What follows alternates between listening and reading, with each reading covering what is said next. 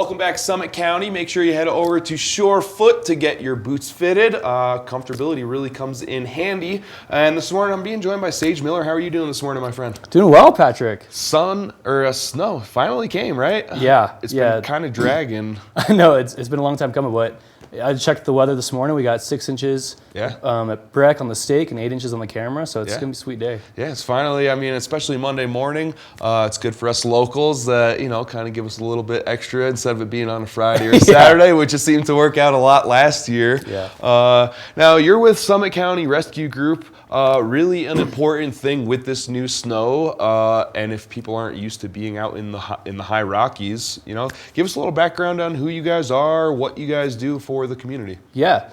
So Summit County Rescue Group, we were established in 1973.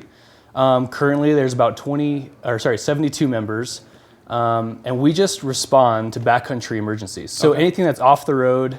Obviously more than Loveland 100 Pass feet, is one of the popular ones out here. Yeah, pretty much if a firefighter can't get to it or an ambulance can't get to it, it's our responsibility. Okay. So we're here in the county. We help adjacent counties with rescues, and we just get out there. We have about 8,000 man hours for this year with trainings, events, missions. It's a hoot. Sounds like a blast. I mean, we need you guys out here, especially if people want to be enjoying the backcountry, maybe get sick of going to lift lines and stuff like that. If you're headed out there in Loveland Pass, etc. Yeah, it's definitely important. So who are you serving? It sounds like everybody. So tell me a little about that. Yeah, primarily it's backcountry users, but it's anybody that wants to go outside and recreate and use our outdoors. Yes. They're all opening themselves to hazard, to getting lost, to potential injuries. None of us are above reproach in that. So really, it's to anybody. But primarily, we serve the community, especially our local backcountry users.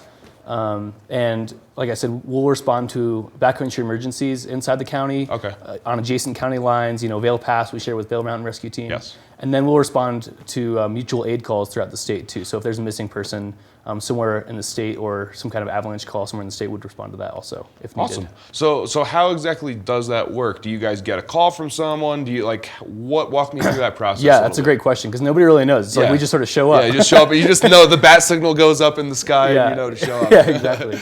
So essentially, someone's out recreating and something wrong happens. Hopefully they can get cell phone service or contact emergency services somehow. So 911. 911 contacts one of our mission coordinators. And we're all volunteers, but these 9 volunteers sort of change out weekly. And they drive the main rescue truck that we have going around. And what they'll do is they'll assess the situation, take in all the information from 911, and decide who needs to go to this. What kind of emergency is it? So they'll make a decision. We need the whole team out here. We need 4 people out here, and they'll send out a message to the whole team, to the 72 members, and we'll respond appropriately. So I'll get a message. I got one last night. 4 experienced snowmobilers needed for a stranded snowmobiler. Oh wow! I mean, you'll get that any time of day, any time of night. Interesting. And then if you can make it, you go.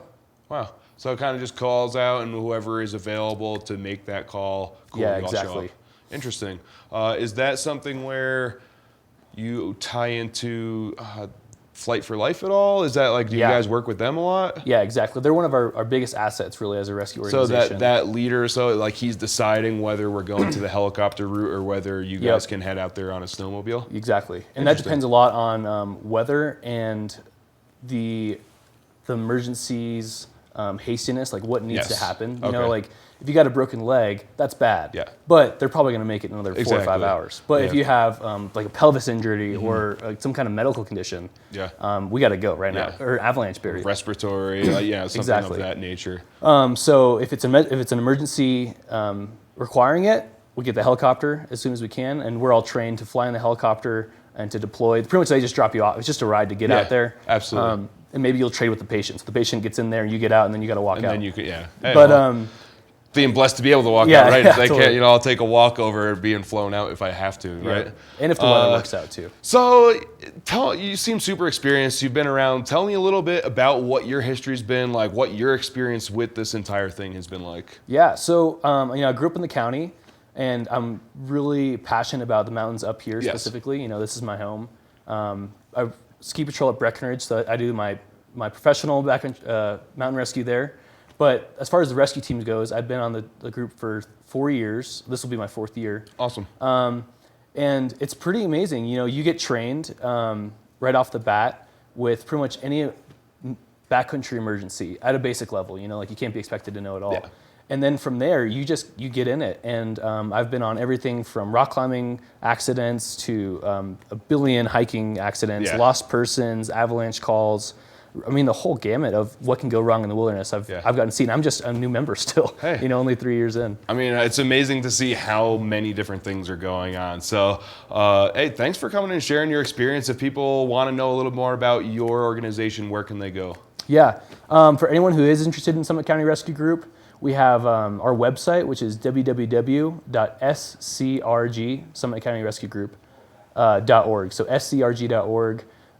You can find us there. Tons of information on our avalanche seminar coming up next in January, and information on joining the team or supporting the team financially, because we are a volunteer nonprofit group. Great. That Well, have the funds. Thanks for coming and sharing your experience with us. It's super important with us getting the snow in here. And as we start this, let's have a safe winter. So thanks for coming in. Stick around, guys. We'll be right back with the Breck Distillery after this.